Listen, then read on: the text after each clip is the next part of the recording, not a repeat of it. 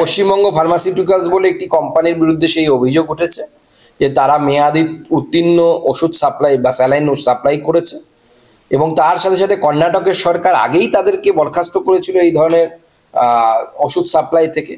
শোনা যাচ্ছে সেখানে বিভিন্ন যারা তিনজন তাদের ডাইরেক্টর আছে, একজন ডাইরেক্টর নাকি তৃণমূলের খুব ক্লোজ, আমরা শুনতে পাচ্ছি, জানতে পারছি।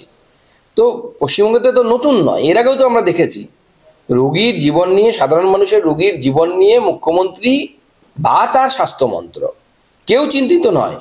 নাহলে কেউ প্রধানমন্ত্রীর যে প্রকল্প, সেই প্রকল্প নিয়ে কেউ রাজনীতি করে।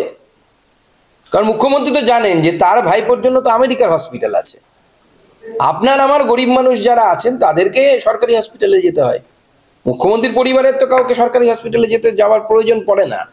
মুখ্যমন্ত্রী সেই নিয়ে চিন্তিত নন।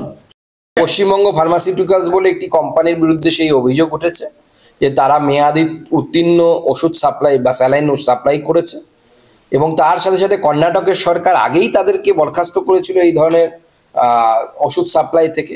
শোনা যাচ্ছে সেখানে বিভিন্ন যারা তিনজন তাদের ডাইরেক্টর আছে, একজন ডাইরেক্টর নাকি তৃণমূলের খুব ক্লোজ, আমরা শুনতে পাচ্ছি, জানতে পারছি।